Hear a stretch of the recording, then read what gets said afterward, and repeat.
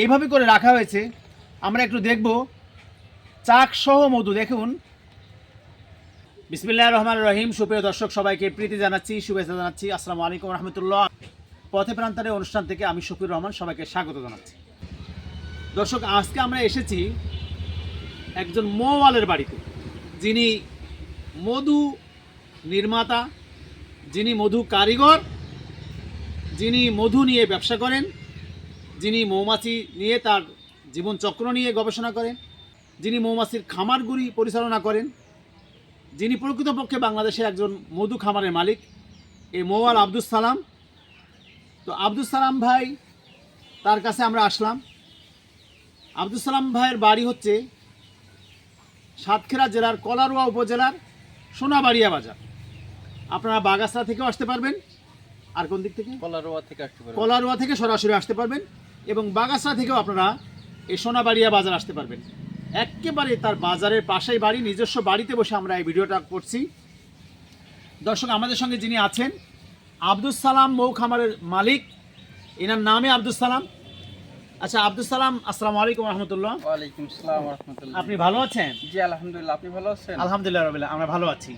তো আপনি প্রথমে আমাদেরকে একটু জানাবেন যে এখানে কি কি মধু আছে? শেরপুর পাহাড়ি 12 ফলের মধু। দর্শক, এটা হচ্ছে শেরপুরের পাহাড়ি 12 ফুলের মধু। আচ্ছা, এইটার অংশ যদি আপনি চাকসহ আছে, শেরপুর পাহাড়ি যদি 12 আপনি ফুলের চাক সহটা দেখান দর্শক, এটা কিন্তু এই মধুটা আপনি ওকে হাতে নেন, চাক সহ এটা এভাবে আনা হয়েছে এবং কি চমৎকার এইভাবে করে রাখা হয়েছে। আমরা একটু দেখব চাক সহ মধু। দেখুন, এই চাক সহ মধু সবাই খেতে চায়।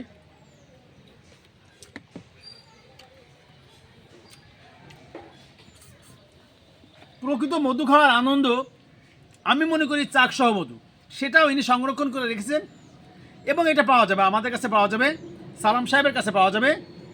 আমরা অবশ্যই নাম্বার দিয়ে দেবো। এই আসল মধু যদি আপনারা পেতে চান তাহলে যোগাযোগটা আমাদের নাম্বারে রাখবেন। আপনারা এই মধু আসল কিনা সেটার একটু প্রমাণ একটু দেখাতে চাই দর্শক আপনাদের কাছে। এই মধুটা ভেজাল কিনা আসল কিনা সেটা আপনারা নিজেরাও প্রমাণ দিতে পারবেন। আপনারা এইভাবে পানি নেবেন, এইভাবে পানি নিয়ে এই যে আসল শেরপুরের, দর্শক এটা দেখেন নিচেই মধু জমা হয়েছে। আরো দেন আপনি, নিচেই মধুটা জমা হয়েছে আর উপরে পানি। এখন আমরা এটা ঘুলিয়ে মানে একেবারে ইয়ে করে দেব। সম্পূর্ণ মধুটা আমরা কিন্তু মিশ্রণ করে দিলাম, একেবারে শরবত করে দিলাম। জি, এবার পানির কালারটা সম্পূর্ণ পানির কালার মিশে গেল। মিশে যাওয়ার পরে এই মধুটা আসল কি নকল সেটা প্রমাণের জন্য আমরা এখানে রেখে দিলাম। শেষে আমি দেখাবো যে প্রকৃত মধুটা নিচে নেমে আসবে আর পানিটা উপরে উঠে আসবে, তখন বুঝবেন যে এটা প্রকৃত মধু। প্রকৃত মধু পানির সঙ্গে মিশলেও মধুটা আলাদা হয়ে যাবে, পানিটা আলাদা হয়ে যাবে। দর্শক, এই যখন আমাদের এই ভিডিওটা আমরা করছি তখন আমরা সাতক্ষীরা জেলার কলারোয়া উপজেলার সোনাবাড়িয়া বাজারে আব্দুস সালামের নিজস্ব বাড়িতে আমরা আসছি। আপনারা দেখতে পাচ্ছেন যে এই যে খামারের যে মৌ বক্সগুলি দেখতে পাচ্ছেন। এখানে যদি আপনি একটু দেখাতে পারি কিনা, এই যে সমস্ত মধুর এই যে বড় বড় ড্রাম আছে, এই ড্রামে করে তিনি পাইকারি মধু বিক্রি করেন। যারা খরিদ্দারা আছে ড্রামে, এই ড্রাম মধু তারা ক্রয় করেন। যেমন আব্দুস সালাম ভাই বলছেন একটু আগে, আব্দুস সালাম ভাই আপনি যে 4 মাস মৌমাছি বসে থাকে কোনো ফুল পায় না, সেখানে আপনি কি বলছিলেন সেটা তখন আপনি এই আপনার যে মূল যে বক্স, ওইগুলো মনে করেন আপনার আমার মৌ কলোনির বক্স, এইগুলো আমি বরিশালে নিয়ে চলে যাই বর্ষার সময়। যেহেতু বর্ষার সময় কোথাও ফুল থাকে না, তখন ফুল থাকে না। ওখানে নাবাল এলাকা, প্রচুর শাপলা থাকে, কাঠধন্তি থাকে। ওইখানে মনে করেন আপনার নিয়ে গেলেই হালকা নেকটার পায়, পোলেন পায়। রানীতে মৌমাছি খাইলে ডিম দেয়, ডিমের থেকে আমরা মৌমাছিগুলো একটু ভালো থাকে, পুষ্টি হয়। এই জন্য ওখানে নিয়ে 3 মাসের মতো রাখা হয়। ওখানে আমাদের সর্বোচ্চ খরচ হয় 3 থেকে 3.5 লাখ টাকার মতো, মানে 50 বস্তা 40 বস্তার মতো আপ ডাউন চিনি খাবে ওখানে। নিজেদের ক্যারিং খরচ আছে, গাড়ি ভাড়া আছে। দর্শক, কথাটা বুঝতে পারলেন কিনা যে যখন বর্ষা মৌসুমে কোনো ফুল থাকে না তখন এই মৌমাছিগুলো বাঁচিয়ে রাখার জন্য তারা বরিশালের একটা এলাকায় বক্সগুলো নিয়ে যাবে এবং 50 বস্তা চিনি, অর্থাৎ 3.5 লক্ষ টাকা চিনি মৌমাছিগুলো খাবে, খেয়ে মৌমাছি ওই 4 মাস কোনো রকম বেঁচে থাকবে, মৌমাছিগুলো বেঁচে থাকবে পরবর্তী ফুলের আশায়। জি। তো বরিশাল থেকে আপনারা কোথায় যান? বরিশালের থেকে আমার এলাকায় চলে আসবো সাতক্ষীরা থেকে, ওখানে বরই ফুলের মধু হবে।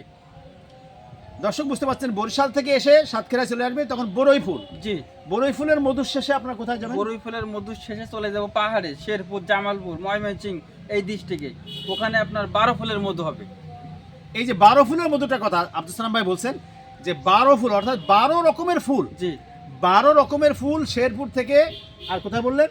শেরপুর, জামালপুর, ময়মনসিংহ, নেত্রকোনা সেই এলাকার থেকে সংগ্রহ করা। এই যে পাহাড়ি এই যে মধুটা আপনি দেখতে পাচ্ছেন, আমরা যেটা এখানে মিশালাম, জি, এই যে মধুটা এখানে আছে, আপনারা আসলে এই মধুটা যে আমরা যদি একটু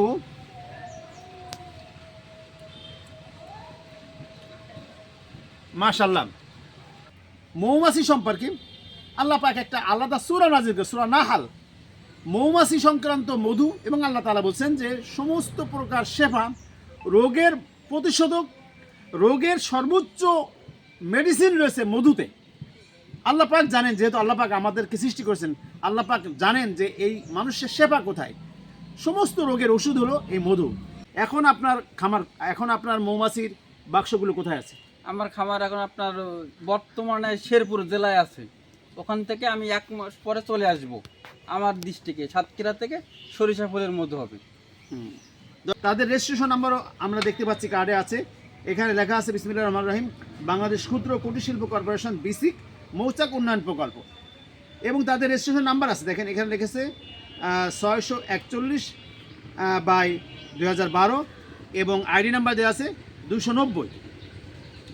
এই যে তারা আইডি নাম্বারটা, বিসিক একটা আইডি নাম্বার দিয়েছে, রেজিস্ট্রেশন নাম্বার দিয়ে তাদের লাইসেন্স দিয়ে দিয়েছে, তারা কিন্তু লাইসেন্সকৃত অর্থাৎ বিসিকের লাইসেন্স প্রাপ্ত মৌ খামার। আচ্ছা, আপনি একটু বলবেন যে আপনাদের এই যে এই মধুগুলো, আপনাদের যে ড্রাম মধু, এগুলি বিক্রিতে আপনাদের কোনো সমস্যা হয় কিনা? না, কোনো সমস্যা নাই। এটাকে আপনাদের, বরং আপনি যে গেঞ্জিটা গায়ে দিয়ে আছেন, এই কোম্পানি আপনার কাছে মধু সংগ্রহ করে। দর্শক, ইনি যে একটা গেঞ্জি গায়ে দিয়ে আছে আব্দুল সালাম, এই কোম্পানি পুষ্টি। তো এই পুষ্টি একটা বাংলাদেশের বৃহৎ কোম্পানি, আপনারা জানেন, পুষ্টি সয়াবিন তেল, পুষ্টি মধু, তারা এনাদের কাছ থেকে পুষ্টি কোম্পানি মধু অর্থাৎ 30 মণ 40 মণ মধু এনারা বিক্রি করেন একটা সিজনে। তো এই 40 মণ মধু পুষ্টি সংগ্রহ করতেছে, তাদের সঙ্গে তাদের একটা এগ্রিমেন্ট সাইন হয়েছে। দর্শক, আব্দুল সালাম বলছিলেন যে আসলে সরকারি কোনো সাহায্য এনারা পান না। তো আমি মনে করি বিসিক এই যে ক্ষুদ্র শিল্পগুলো বেসিক দেখাশোনা করে, তো বিসিক তারা তো ক্ষুদ্র শিল্প কর্পোরেশনগুলি, তাহলে সরকারের মন্ত্রণালয় আছে, সরকারের যে কৃষি মন্ত্রণালয় আছে, অথবা সরকারের যে শিল্প মন্ত্রণালয় আছে, এই মন্ত্রণালয়গুলো থেকে আমি মনে করি কিছু ভর্তুকি এনাদের দিতে হবে। আবার সবাইকে অনেক অনেক ধন্যবাদ জানিয়ে সাতক্ষীরার সোনাবাড়িয়া থেকে আমি শফিউর রহমান পথে প্রান্তের অনুষ্ঠান থেকে বিদায় নিচ্ছি। আল্লাহ হাফেজ, আসসালামু আলাইকুম রহমতুল্লাহি ওয়া বারাকাতুহু।